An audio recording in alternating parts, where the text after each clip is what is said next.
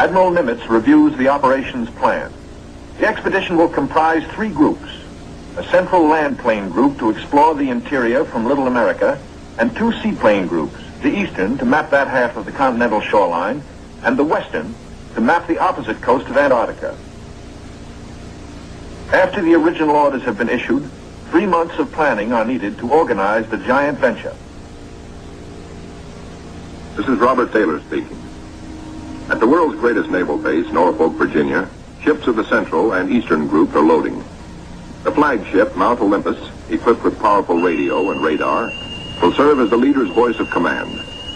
Admirals Byrd and Cruzen come aboard to check staff preparations, food, fuel, and clothing for 4,000 men.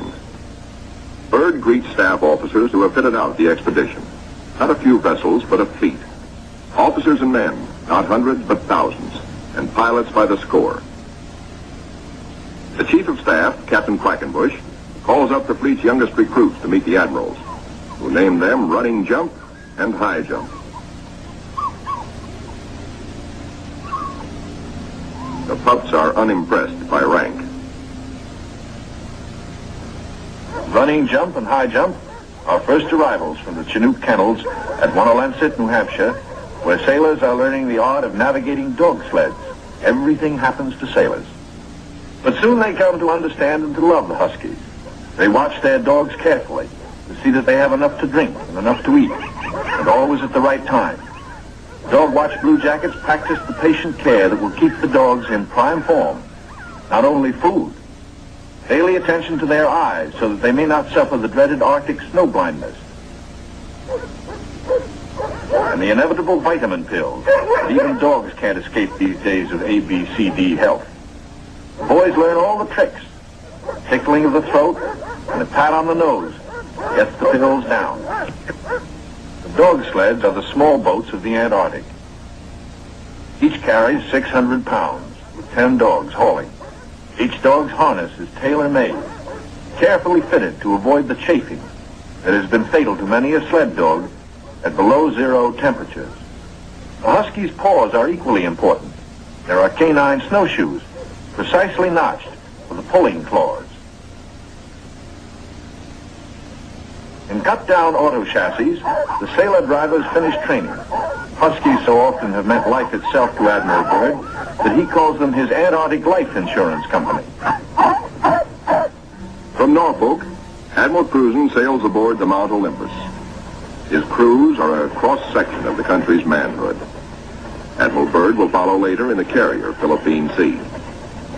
The Coast Guard icebreaker, North Wind, powerful plow horse of the expedition, packs out. The seaplane tender, Pine Island, is first to stand out to sea. Steaming south via the Panama Canal, the fleet must cover 12,000 miles to reach Antarctica. At the 100th meridian west, the groups are to separate, and the central group proceed to a rendezvous point at Scott Island. This is Van Heflin speaking. Sailing day at Santiago finds the Western Group helicopters practicing final pinpoint landings on the newly installed helicopter flight deck of the seaplane tender Currituck. They are to serve as eyes of the fleet when it buffets through the pack ice, and when need be, to go on rescue missions. For exploration, 3 Martin Mariners, called PBMs, with a flight range of 3,000 miles, are spotted aboard the Currituck. Ships of the Western Group will proceed 10,000 miles south to the Balleny Islands, 860 miles to the west of Little America. Aboard the Mount Olympus, now heading south in the Pacific, Admiral Cruzen gives a traditional command, and up goes a strange flag. The Jolly Roger, signifying the crossing of the equator and authorizing the ancient shenanigans of the sea, whereby all landlubbers are painfully presented at King Neptune's court. The veteran shellbacks copperplate the polywogs' interiors with a mixture of cylinder oil and chewing tobacco. Next, the polywogs must kiss the bosun's belly, the only kiss they'll have for many a long month.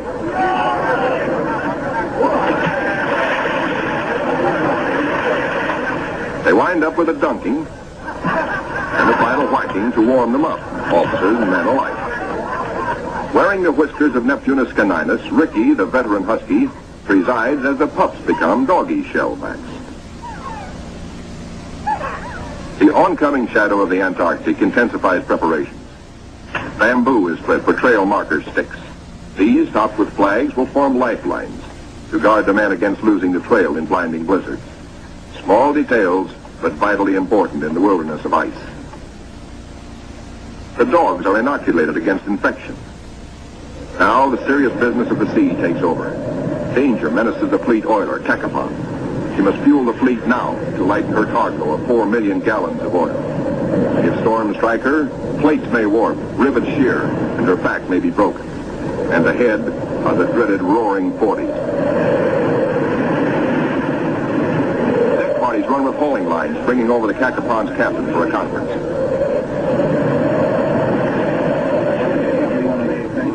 The ships are still on course, forging ahead. But the Cacapon's salty skipper smells storm coming. Few ships travel this lonely ocean, so there are no weather reports. We've got to finish this job fast, he roars, or we'll be caught in a stiff blow. And blow she does.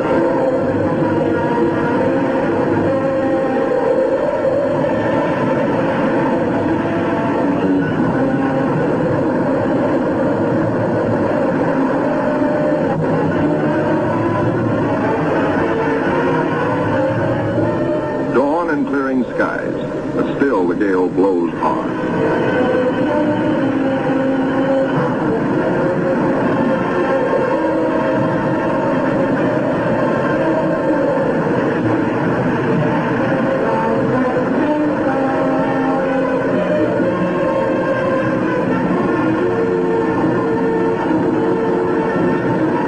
Aboard the seaplane tenders, rolling decks imperil the big seaplanes.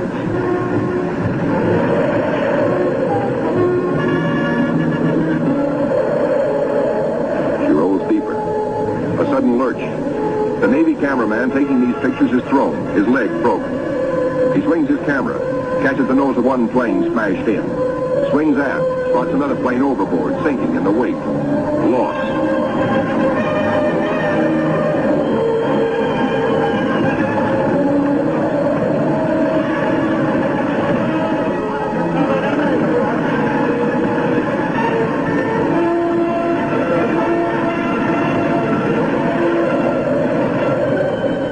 There's no loss of life.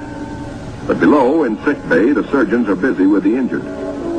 Today, with Navy's modern science, an injured seaman is soon up and about. We go back now to Norfolk and sailing day for Admiral Byrd. 6 DC-3s, called R-4Ds by the Navy, make the longest taxi run in Navy Yard history, each with crewmen riding the tips of their 98-foot wings. Poles and buildings have been removed to clear their way to the 30,000-ton carrier, Philippine Sea.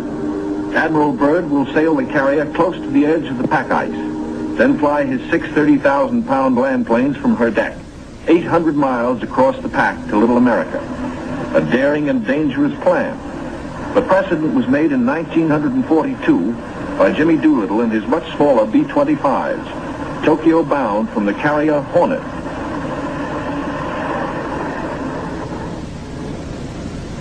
As the Philippine Sea sails on her 10,000-mile voyage, the advance group under Cruzen has voyaged far south. They sight their first icebergs just above the Antarctic Circle. Careful bearings are taken, for the hulls of these ships are no thicker than was the steel skin of the Titanic. The treacherous ice is the enemy now as then. But danger is the sailor's business. His delight is in preserving home traditions, the Christmas tree and Christmas dinner.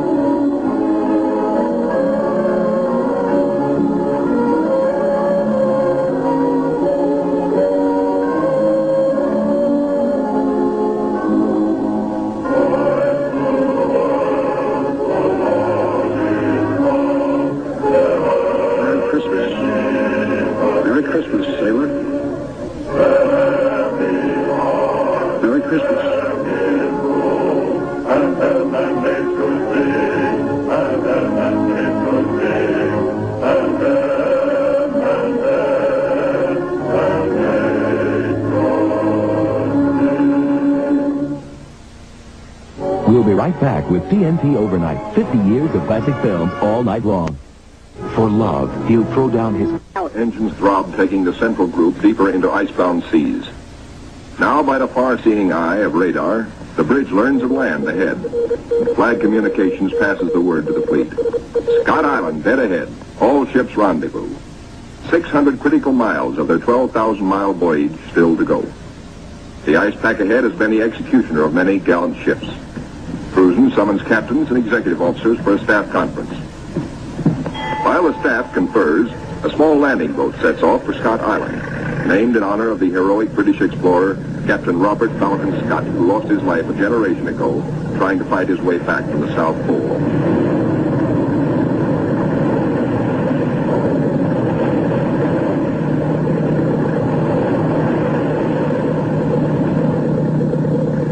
In such surging seas, landing is impossible. The boat heads back for Mount Olympus with serious news. Cruzen must abandon his plan for a weather station here on this rugged submarine mountain. Time presses hard. With his operation officers, Cruzen transfers his flag from Mount Olympus to the Coast Guard icebreaker, North Wind, where she must take the lead, cut the channels. Admiral Cruzen's battle now begins. Through 600 miles of peril, the Admiral must bring his ships to the open Ross Sea, and thus to the Bay of Whales and Little America. Cruzen signals, "Follow me," and sets a careful course past icebergs. "There she blows," sings the lookout. "There she breaches," close aboard. These huge whales measure up to 80 feet long, and each yields oil worth more than $2,000. The radar watch informs the brig they have picked up a big ship, a Norwegian whaler, with her killer craft in close company. The Norsemen report the heaviest ice pack in 40 years. This year, they tell the Americans they're staying to the north of the ice. The Norwegian captain urges, "Exercise extreme caution." The American fleet proceeds. Here is the most treacherous navigation in all the 7 seas, with every floe, every berg a potential killer of ships. 7/8 of a berg lies underwater. Its jutting ice foot can slice into a ship like a can opener into a can. Ahead, the sky shows white streaks, the telltale ice blink, the warning reflection in the sky of the great pack. The ships meet their first tabular, the tabletop berg found only in the Antarctic. These tabulars are huge chips from the great ice barrier. They measure as long as 40 miles and are counted not in acres, but in square miles. The ships must follow a twisting, turning sea alley, cleared by the icebreaker. The submarine, Senate, brings up the rear. U-formed ice, known from its shape as lily pad ice, offers no trouble. It is the bergy bits and the bergs themselves that form the hazard for the submarine.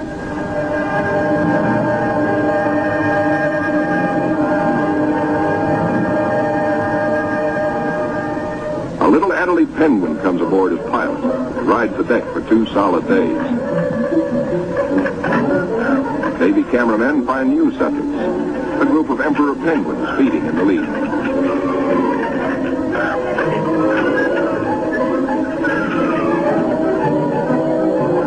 Lookouts spot a flock of snow petrels, those hardiest of birds.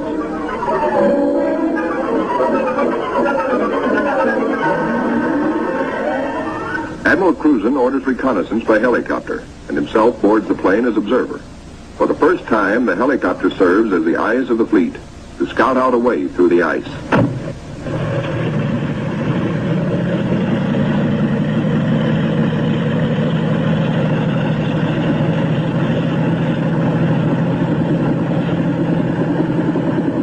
Somewhere to the south, Cruzen hopes to locate better going, perhaps a lead heading toward Little America. Beyond the brash ice, at first he can spot only isolated lakes. At last he sees his lead. Reconnaissance by helicopter has paid off. And just in time, for the helicopter's gas is running low. The long practice hours of pinpoint landing have not been wasted.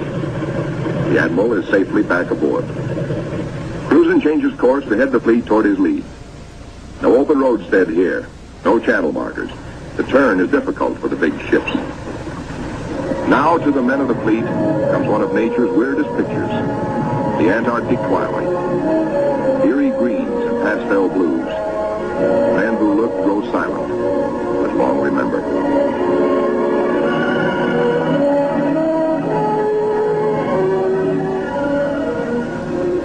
Nor will they forget the dawns and the seals.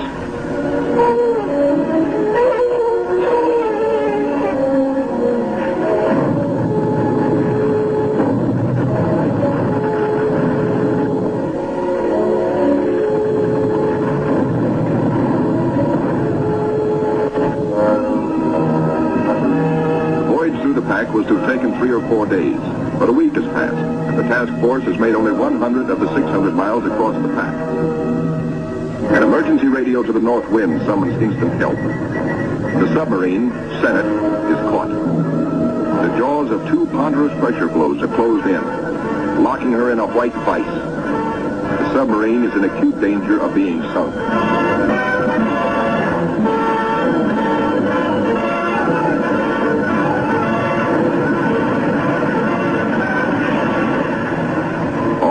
Realize now that the Senate may never get through. Cruising signals, resume course.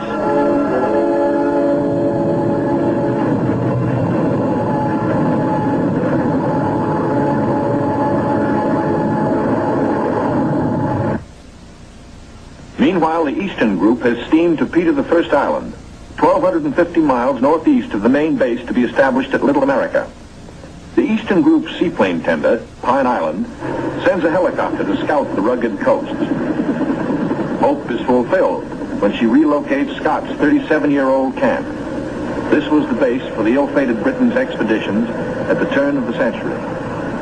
While the helicopter waits, the Americans look over the hut, finding only an abandoned sled. But back at the Pine Island, the helicopter meets trouble. Her rotors, heavy with ice, fail. She crashes only a few feet from the safety of the landing deck. Within seconds, the Pine Island's crash boat reaches the sinking helicopter. The rescue crewmen, drilled for just such an emergency, yank Captain Dupek and his pilot safely aboard. Back at the Central Group, danger increases for the submarine. Crushing ice is now riding up over her decks. She is solidly frozen in.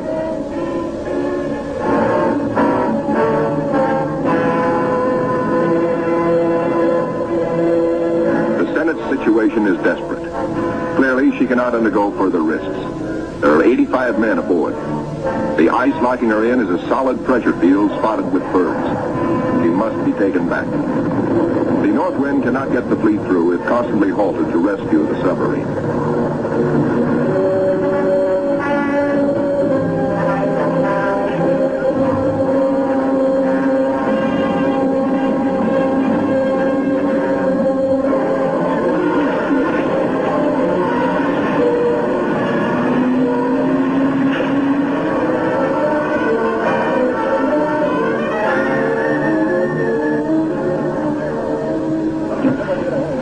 Icebreaker North Wind, with Admiral Cruzen in operational command, leaves the ships to await her return from the 400-mile round trip, towing the battered submarine, the Senate, north to the safety of the open sea. 1,200 miles to the west, 10 men set out from the western wing of the expedition on a hunt. For one of the seaplane tender Currituck's missions is to bring back specimens for the Federal Fish and Wildlife Commission. The marine marksmen storm the ice floes. These seals are armed with tiger-like jaws, easily capable of mangling a man's arm or leg. The men risk the slashing jaws of the master bull himself. He's no cat. He fights to kill. Once secured, he finds out for the first time in his life what it's like to be petted. That's not so bad. They total up their catch for the scientists back in Washington. 6 leopards and 1 rare Ross seal. The first Antarctic seal ever to fly through the air with the greatest of ease in a cargo net. 3 days later, disaster presses close to the ships of the Central Group, helpless without the icebreaker. Their 2,000 men are marooned in a frozen sea.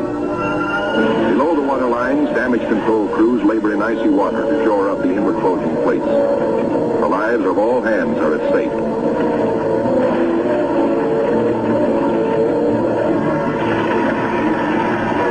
Flashes an SOS to Cruzen 200 miles to the north. Quickly, he orders the submarine to go on by herself to Scott Island and there operate as a weather reporting station. And now begins a race against time well worthy of high place in the traditions of the United States Coast Guard.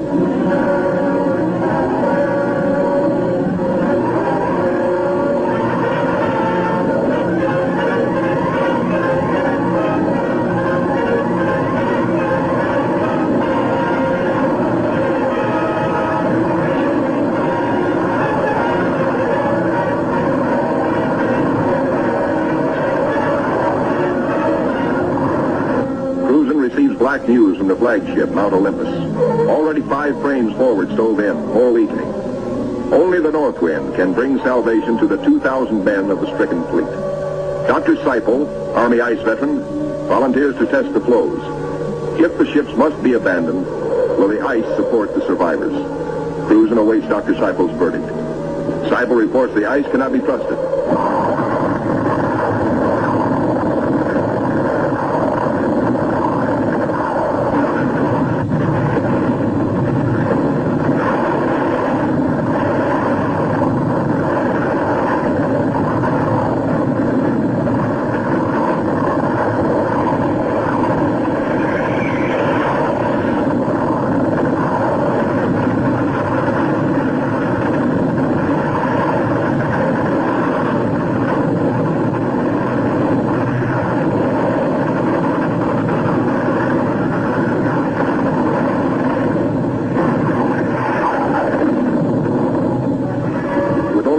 To go, the icebreaker is hemmed in by ice 20 feet above water, 50 feet below, in an area as great as 100 acres. Hopelessly gripped by the ice, the cargo ship Merrick is now in grave peril.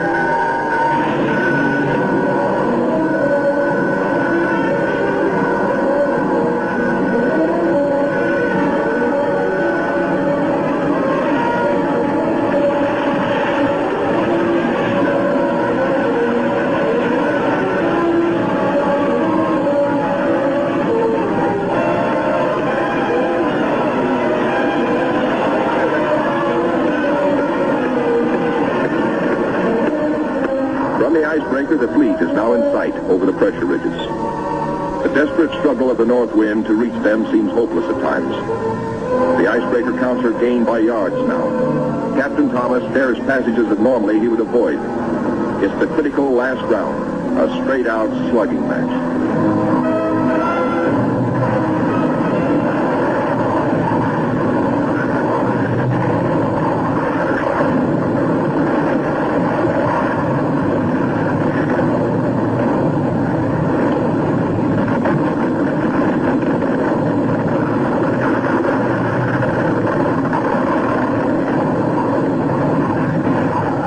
Wind reaches the nearest ship, the Yancey.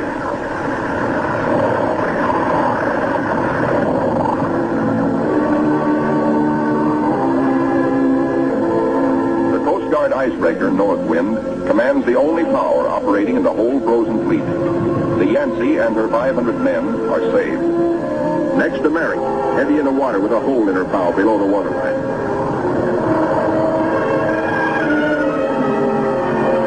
Wind reaches the flagship, Mount Olympus, cuts her free. The fleet has survived. 2,000 weary American sailors are safe. Beyond the great ice whirlpool that held them fast, they steamed through the southern edge of the pack, through to the open waters of the Ross Sea, and little America dead ahead. Word of the deliverance of Admiral Cruzen's men reaches Admiral Byrd aboard the carrier Philippine Sea as she passes through the Panama Canal, Pacific bound. Officers watch sharply. The glove-tight fit of the 750-foot hull requires that the ship be kept exactly ruler edge true with the sides blocked. The Philippine Sea navigates the canal in a day. As she heads south in the Pacific, Admiral Byrd devotes all his time to the flight ahead, perilous but of vital importance to naval aviation. Never before have such huge planes attempted carrier deck takeoffs. Never before have wheels and skis been combined in one landing gear.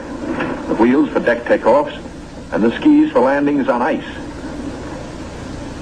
The grave risk is that one may interfere with the other and bring disaster. Byrd makes the decision. The wheels will have only a 3-inch clearance between skis and deck. Upon this will depend the lives of 40 men, and he will lead the way. Triumph at last for Admiral Cruzen. The entrance to the Bay of Whales, the famous 400-mile Ross Barrier. The Admiral can now relax. He, an American admiral, has brought a modern fleet for the first time into the innermost waters touching the great unknown continent of Antarctica. This is an historic moment. At long last, Admiral Byrd has realized his dream of many years of reaching Little America with men and ships of the United States Navy. Reception committee. Hey, gang, hurry up. Look at the big penguins in our bay. Big penguins, bigger than emperors. Big black mountains that move. They walk like us, but not quite the right way.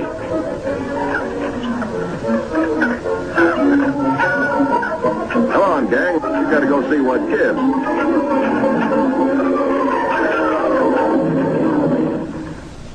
The big penguins and their big black mountains, the ships, are on 24-hour duty, with the first job to secure all mooring lines. Big timbers sunk deep in the ice serve as anchors. They're called dead men in sea parlance, perhaps because they're buried. Slip toggles are rigged for quick release in case ice forces an emergency getaway. Unloading, reconnaissance planes first, next hauling equipment. The Marine Corps weasels, heavy-duty caterpillars, and trucks, 40 in all. Here are no port facilities, but the Navy shows its self-sufficiency as it did throughout the war in operating at sea without bases or with improvised bases. Here are no docks or roads, yet all freight aboard 3 heavily laden ships is hauled 2 miles over the ice up to Little America. Dogs next, a barking, tugging boatload of huskies, and the pups, growing fatter and bigger every day. All are happy with the welcome smell of snow in their nostrils. This is home. This is fun. But this is work, too, for time is short. The dogs must haul their share of the tonnage. Halt. Trouble ahead. Pressure ridges block the way inland to Little America. Even the largest caterpillars are stalled. The call goes out for dynamite crews, Navy's trained demolition teams, seasoned on enemy beaches. They must blast the 50-foot ridges, clear the way to meet the expedition timetable. The ridges are deep. Blasting takes hours.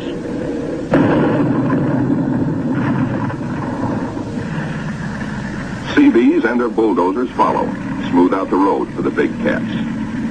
In 2 hours, they ridge crevasses 100 feet deep. And so 10,000 tons of gear, brought down by the cargo ships, start moving up to Little America. Work goes steadily forward. CBs, with all hands helping, use every one of the 24 hours of daylight in the South Pole summer.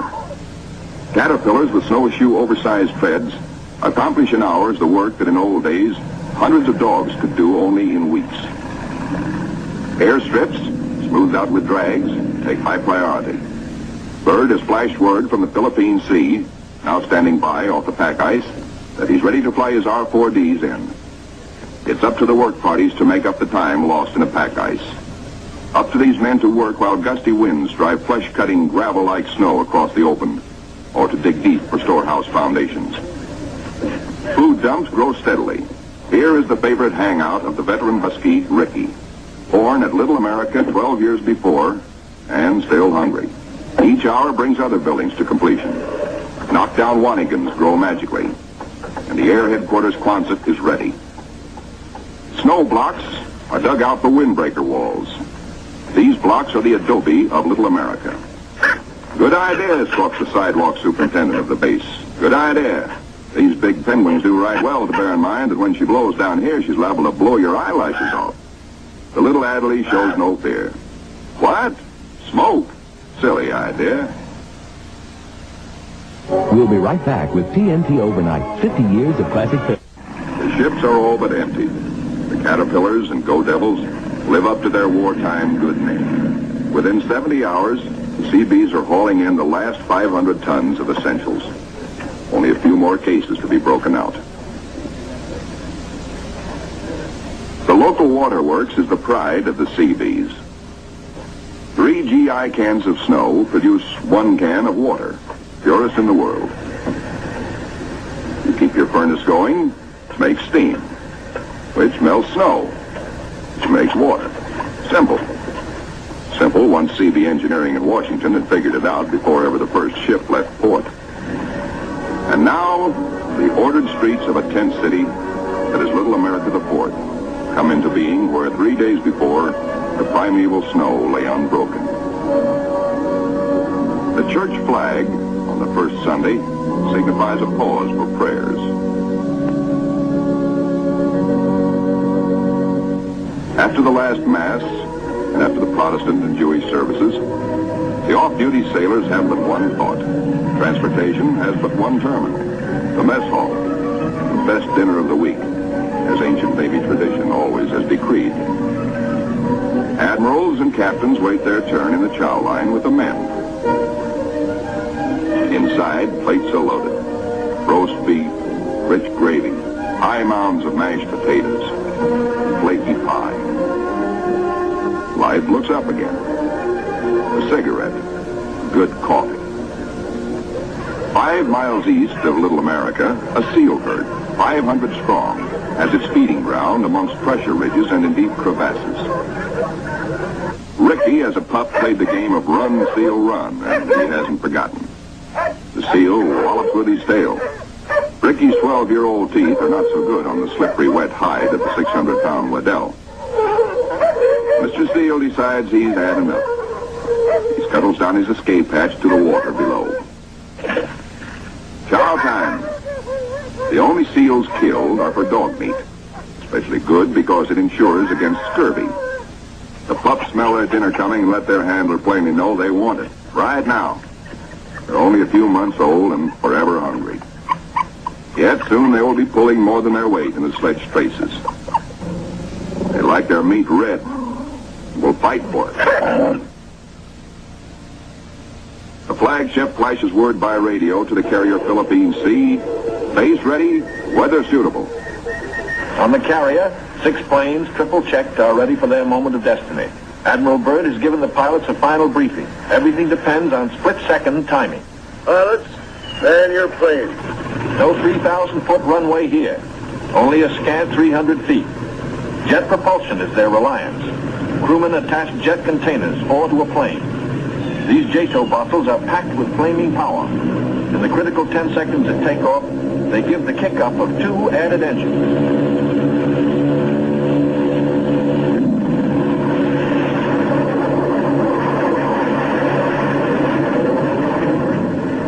Byrd is airborne in exactly 100 feet.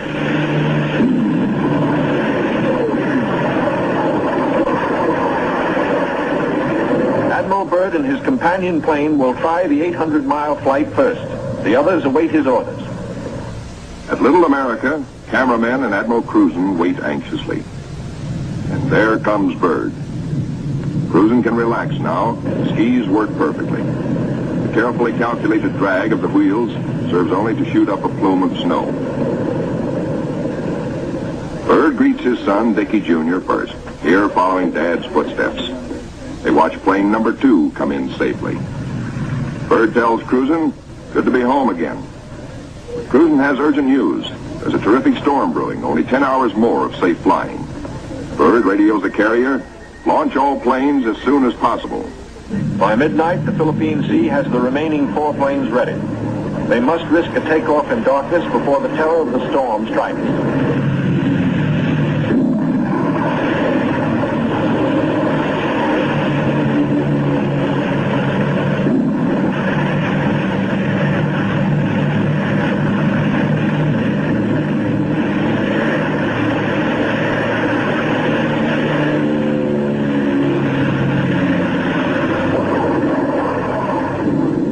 Finds the planes over the pack ice. With frozen depth below and weather closing in, navigation becomes tricky. This close to the pole, the magnetic compass is no help. At the base, men scan the gray skies, looking, and finding only the blackness of the approaching storm, now visible to the east. If the planes don't make it within an hour, but in they come, one by one, to land in the last remnants of clear light. Each landing is the first on the ice for each pilot. These men are the first ever to fly big planes into the Antarctic. On previous expeditions, the planes were freighted in, assembled, and only then were they flown. These Navy and Marine Corps flyers have been bred on stormy going. Their long experience and, above all, the Navy's relentless training in all details brings them in, but with little time to spare. The blizzard hits, 100 miles an hour scouring across the sastrugi. In storms such as this, many brave explorers have died.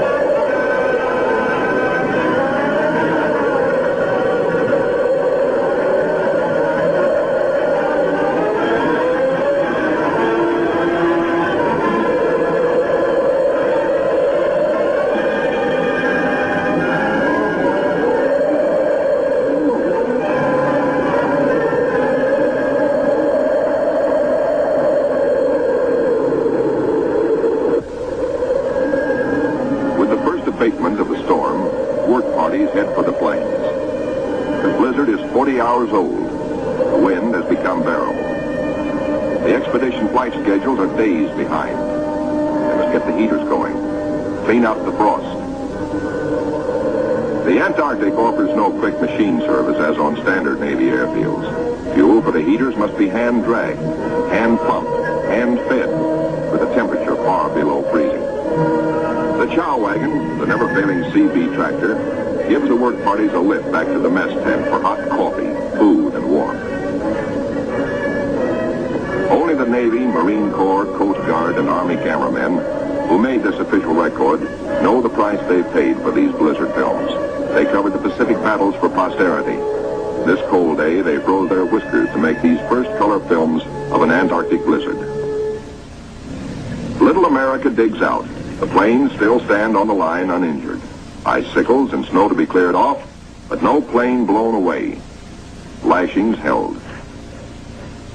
Tent City intact proved out the technique of survival evolved by Byrd in a lifetime of exploration. Not one tent went down.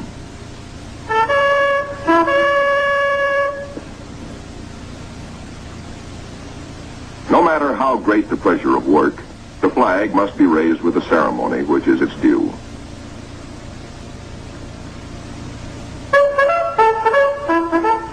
Admiral Byrd declares Little America IV in full operating commission.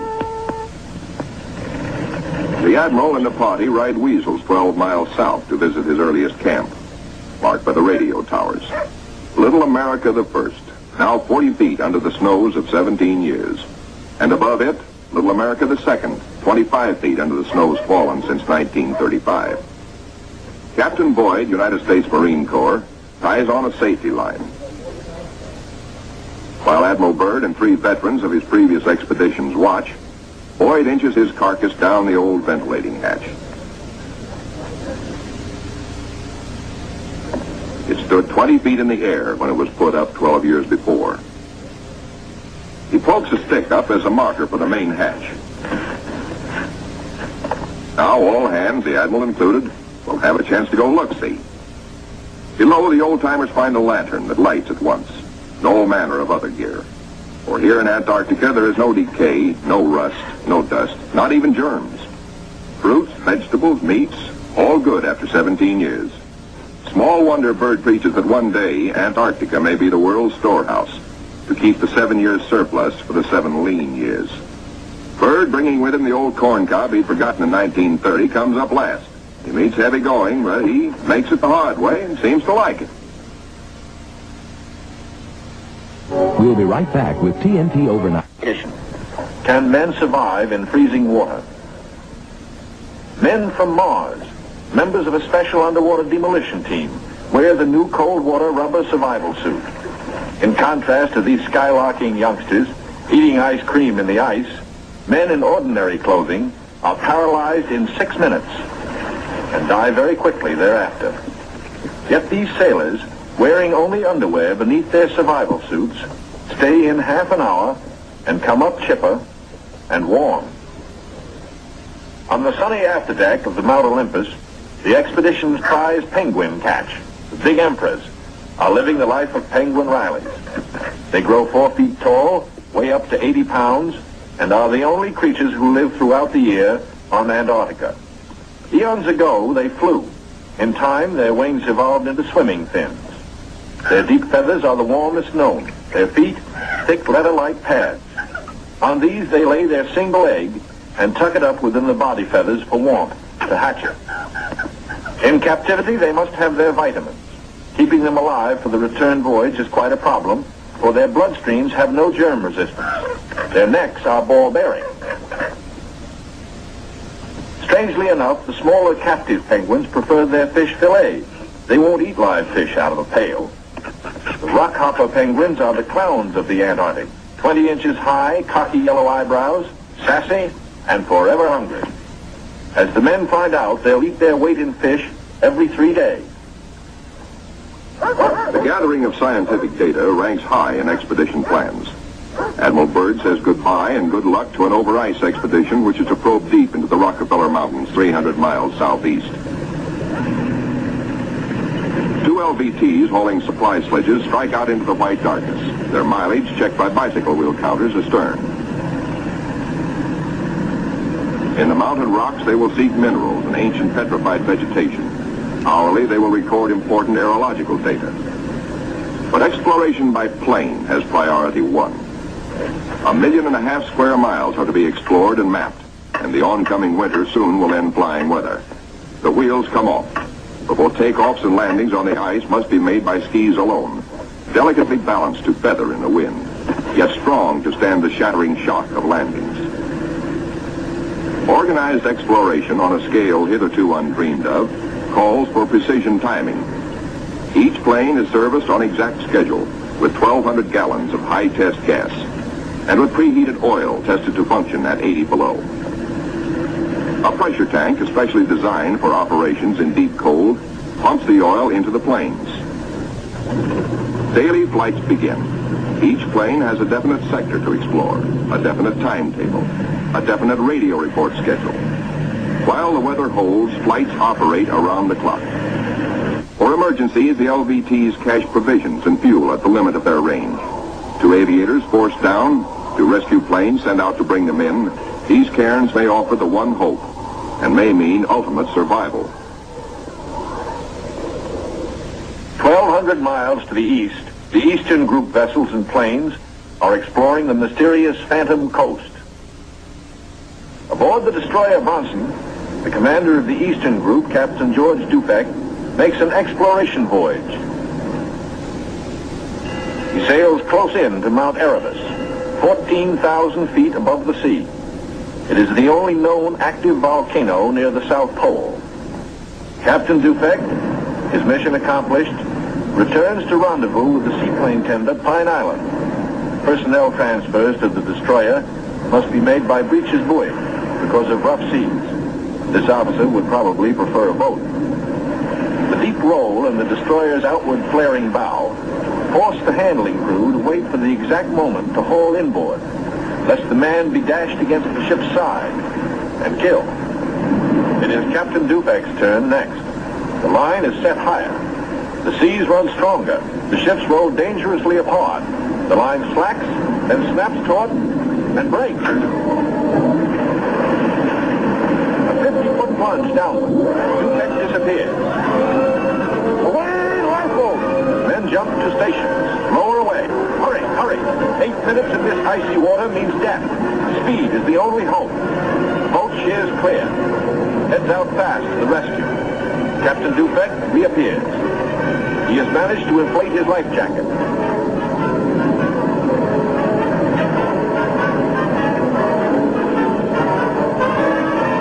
Minutes gone. Dufek grabs the lifeline. The seaman clutches him. By a margin of seconds, he is saved. 1,500 miles west of Little America, the Currituck and her western group are off the Shackleton ice shelf, circling the Sunset Coast. The western Western Group Commander, Captain Bond, gives pilots and plane crews a last briefing on Antarctic dangers and the technique of survival if forced down. The flight about to start is the longest and most important so far for the Western Group. Before takeoff, survival gear is checked. Gear to keep 9 men alive for 100 days. Food, drugs, sleds, sleeping bags. On the water, the great PBM makes her takeoff run.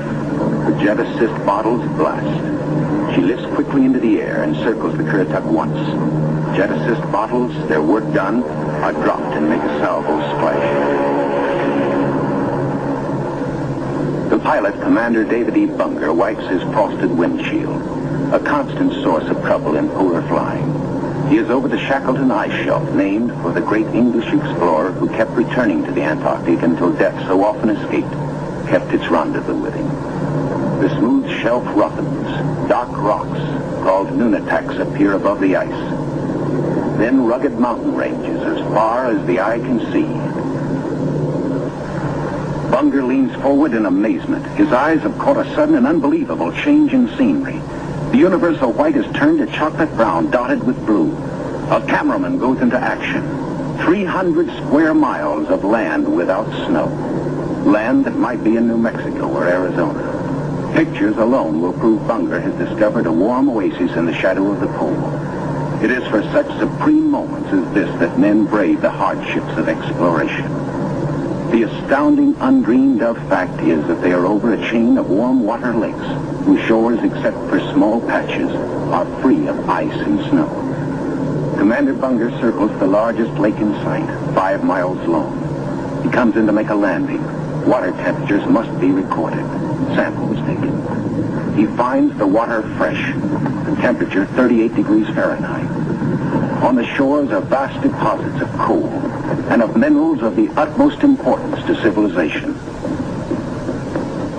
Aside from their headline discovery, Bunger and his men have another good reason for hustling home to the Currituck. A long-awaited ceremony is in progress. The whole fleet awaits news of the all-Western beard derby. The Currituck skipper, Captain Clark, is judge. His salute of the day is right corner mustache, twist. The captain awards prizes to the winners, enlisted men and officers alike, the champions in the first Antarctic beard derby. To the most handsome, for the bushiest, to the officer who tried the hardest, to the neatest,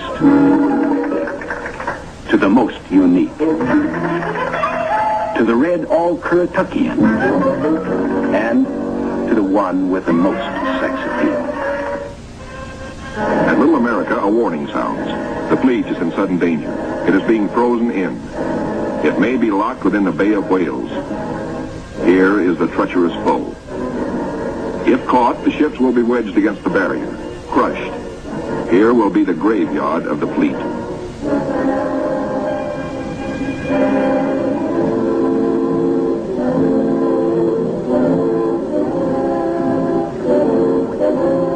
The Coast Guard icebreaker North Wind goes into action.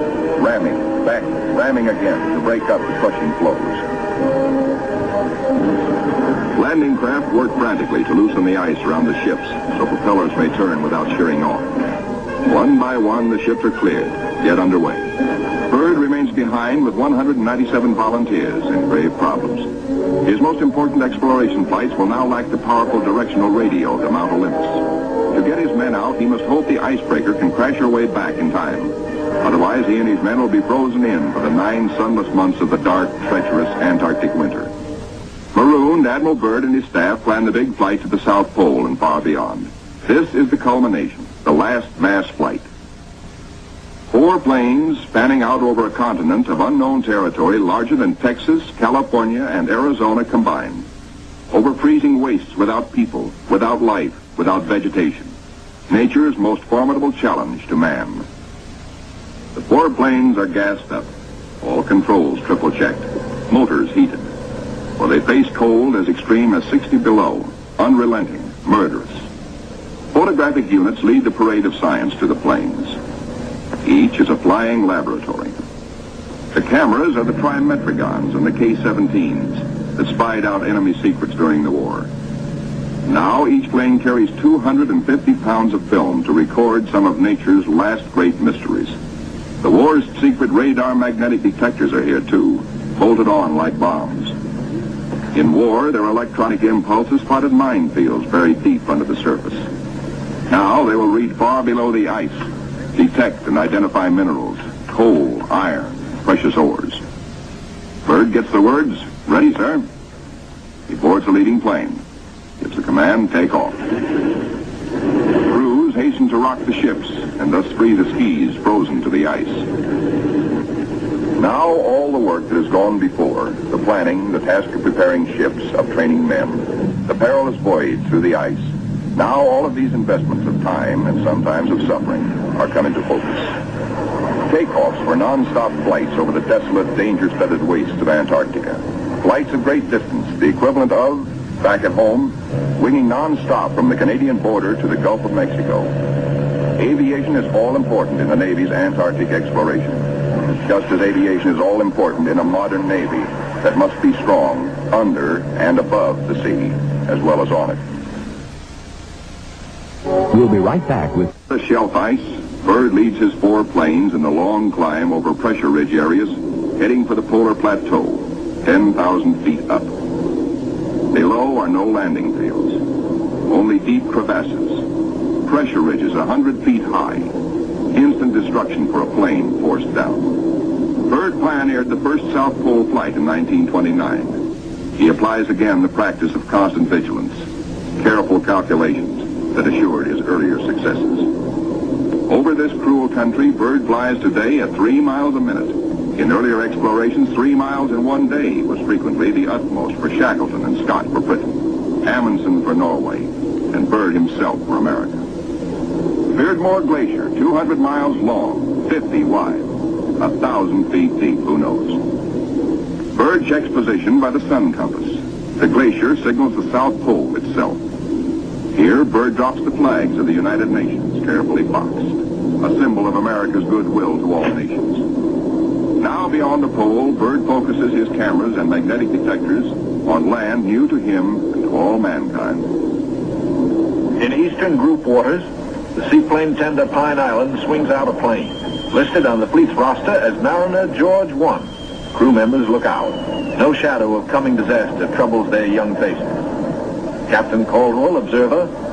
Lieutenant J.G. Frenchy LeBlanc, pilot in command. Lieutenant J.G. Bill Kearns, co-pilot. Ensign Lopez, navigator. And a crew of 5 take off to map the treacherous Phantom coast.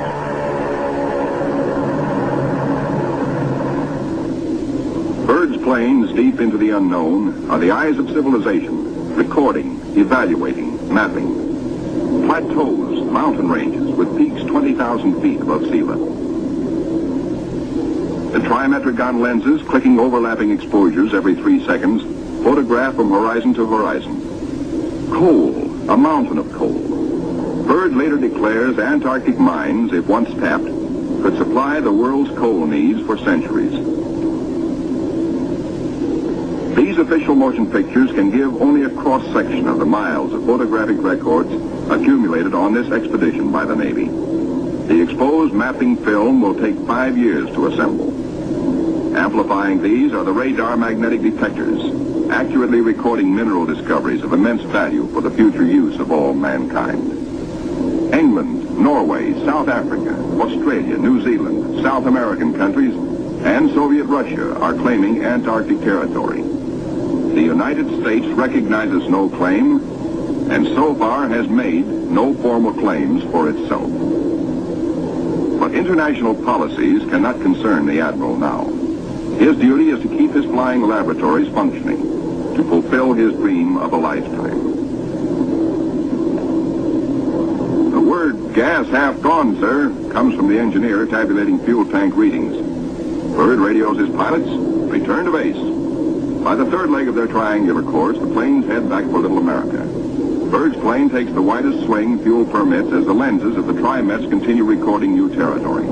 This is the last big flight. Byrd is determined to record the maximum possible. One by one, the planes swing in over Tent City. Flight operations checks them in and safely down. plane 2, plane 3, plane 4. But not plane 1. Bird's plane is yet to be accounted for. Bird is missing. Out over the ice, Bird is in trouble. His starboard engine is cutting out. Now stops. His one remaining engine is losing power. The altimeter needle starts dropping down. The plane is losing altitude. All 4D1 to base. All 4D1 to base. Position Q5. Engine out. Losing altitude. The base prepares for rescue operations.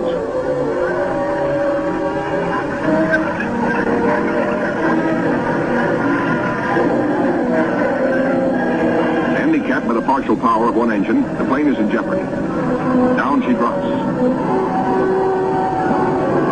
The needle drops from 3,000 feet down, threatening peaks around. A further drop might mean a crash.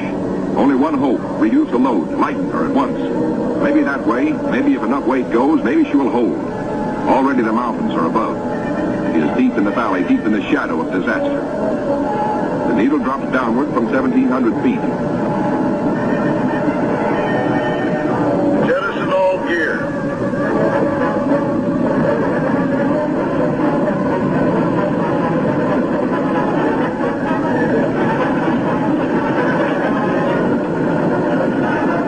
Only the precious films and records are saved. The gamble is life or death.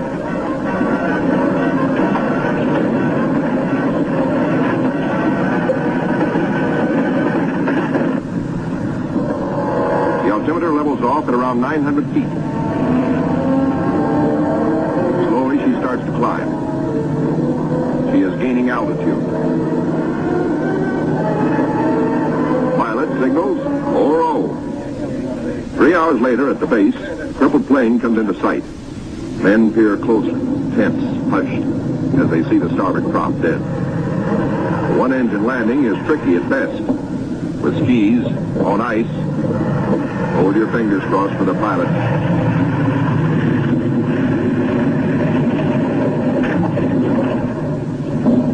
Safe, safe, good going. The greatest exploration flight of all history has ended in success. The flight beyond the South Pole. The flight beyond imagination. But over the Pine Island with the Eastern Group is the shadow of tragedy. Captain Dufek flashes the word by radio. To Eastern Task Group. From Task Group Commander. Mariner George 1 overdue. This group commence standard search and rescue operations immediately. Grim men with grave news from Captain Dufek. No time now for jubilation over his own escape. No mood for rejoicing. Bird knows better than any man the tragic import of the message. In the freezing danger of the Antarctic, seconds are hours. Minutes are days. Every resource of the expedition must be mobilized instantly. All planes must take the air. All men stand alert for emergency duty. Over the ice pack, above the open sea, across the barrier. Mariner George 1 is down with men. No radio signals coming through. That means a crash. Search. Search! Search! Wherever the plane is, it must be found. For maddening, anxious days, fog shrouds the area where the accident most likely took place. Men are frantic, yet daily at their own request, at their urging in fact, the crew of the Pine Island gathers for prayer service. On the 13th day, the weather breaks clear. Captain Dufek sends another PBM into the area heretofore shrouded in fog. At last, in clear visibility, the pilots and men scan water and pack ice along the Phantom Coast. Wherever they are, the 9 men of the George 1 have been lost almost 2 weeks. Hope is thin. 5 hours out, Commander Howell, the pilot, spots smoke. A signal fire. Some are alive down there. How badly hurt? How many live? George 1 smashed. The wreckage scattered, some of it burned. And a message on the wing. Lopez, Henderson, Williams, dead. No seaplane can land on the ice. Can the survivors reach open water? Howell must drop a message. We'll land Barrier's Edge 10 miles north. We'll drop flags to mark trail. If you can walk it, form circle. If not, form line. Howell knows the gravity of the decision Captain Caldwell must reach. But if the men can walk, a day may be saved. A precious day for the injured. Howell flashes the news. Captain Dufek gets the word and gives it to the Pine Island by loudspeaker. Attention all hands. This is the task group commander speaking. Mariner George 1 has been sighted. Rescue operations are in progress. Howell circles his PBM over the wreckage. He watches for his answer. The huddle of men breaks apart. They've reached a decision. It's a circle.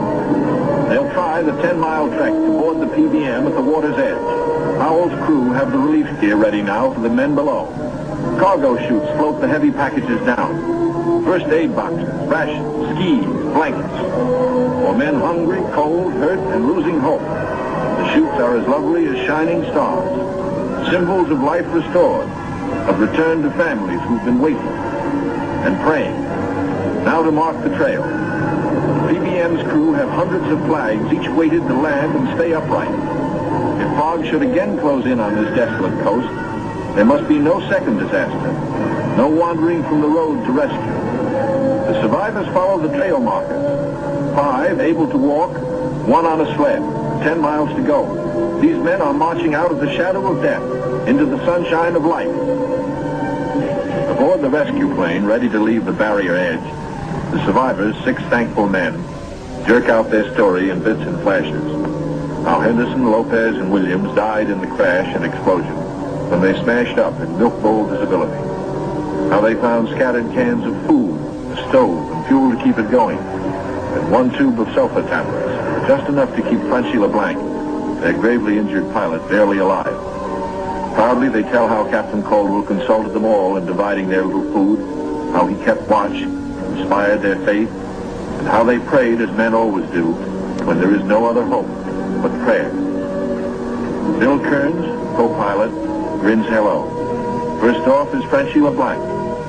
Corpsmen carry him tenderly in a Stoke stretcher.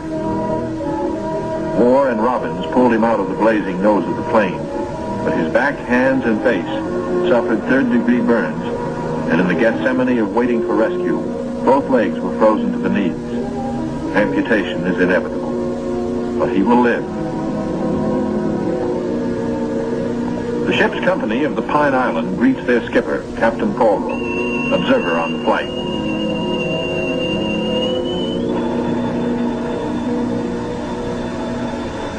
He says no ship ever looked so good to him as his own command, as again he sets foot on her decks. His executive officer greets him with sincere affection. Captain Dufek warmly welcomes the survivors. Co-pilot Kearns, his broken arm in a sling. Carty, the photographer. War, the radio operator. And smiling Shorty Robbins, the motorman. The head is warm.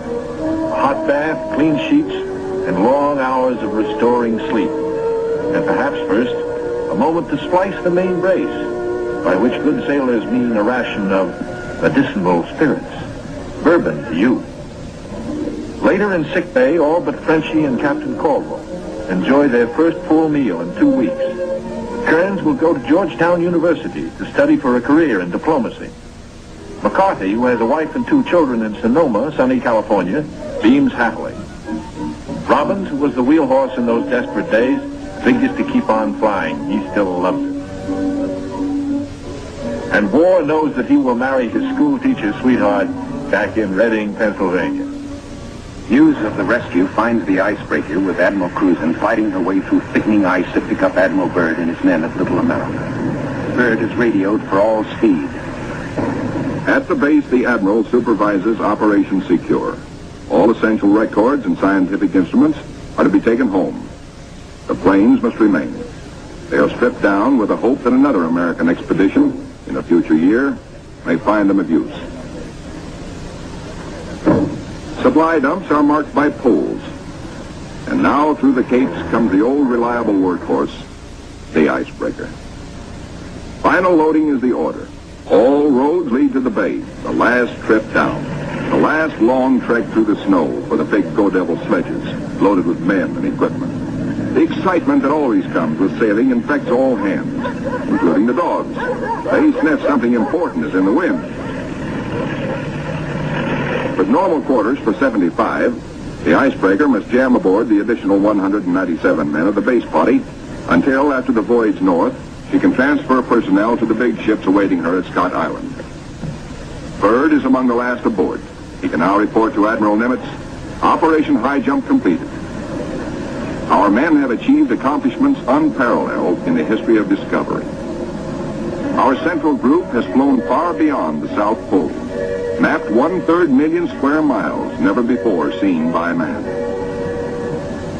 Our eastern group mapped 3,000 miles of phantom coast and charted 40,000 square miles of coastal ocean areas hitherto unknown.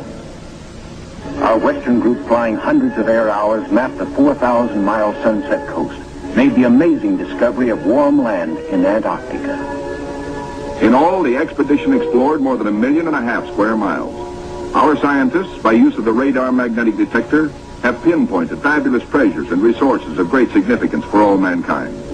The men who did the job, Navy, Army, Air Corps, Marine Corps, Coast Guard, and scientists, are going home.